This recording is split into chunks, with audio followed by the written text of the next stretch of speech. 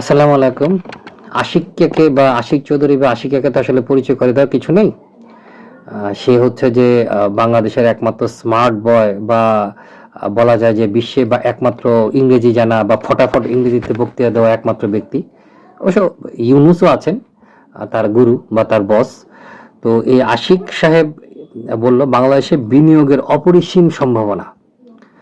তো বাংলাদেশের বিনিয়োগের অপরিসীম সম্ভাবনা সেই 1971 সালে মুক্তিযুদ্ধের পর থেকে বিভিন্ন রাজনীতিবিদরাও বলে আসছেন, বিভিন্ন গবেষক বলেছেন, বিভিন্ন ব্যবসায়ী বলেছেন, সবাই বলেছেন।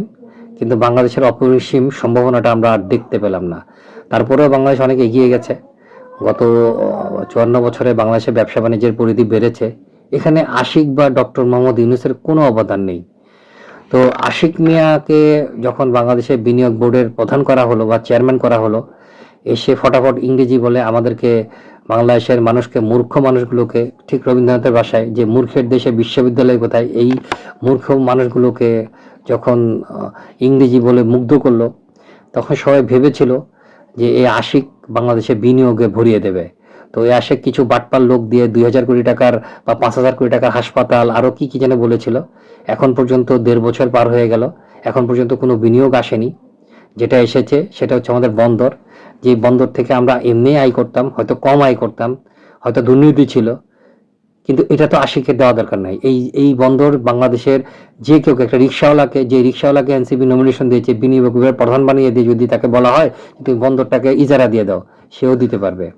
সেখানে আশিকের দরকার নাই, ফটাফট ইংরেজির দরকার নাই। তো এরকম আশিক আশিক আর মাত্র হয়তোবা ফেব্রুয়ারি পর্যন্ত আছে, তারপরে সে চলে যাবে। তারপর সেখান থেকে সে হয়তো বসে বলবে যে আমি আসলে কাজ করতে পারি নাই, কিন্তু বাংলাদেশে যা ক্ষতি করার সে করে দিয়ে চলে গেছে। বাংলাদেশে কোনো বিনিয়োগ আসেনি, বাংলাদেশে কোনো বিনিয়োগ আসার কোনো সম্ভাবনা নেই। এই আশিকের হাত ধরে বিনিয়োগ আসার কোনো সম্ভাবনা নেই। যেটা হয়েছে, বাংলাদেশের বন্দরগুলো বেহাত হয়ে গেছে। আর যেটা হয়েছে সেটা হচ্ছে যে বাংলাদেশের সার্বভৌমত্ব হুমকির সম্মুখীন হয়েছে। এখন দেখা যাক পরবর্তী সরকার এসে এদেরকে আইনের আওতায় আনে কিনা, এই আশিকরা যাতে পালাতে না পারে সেই ব্যবস্থা করে কিনা। ধন্যবাদ।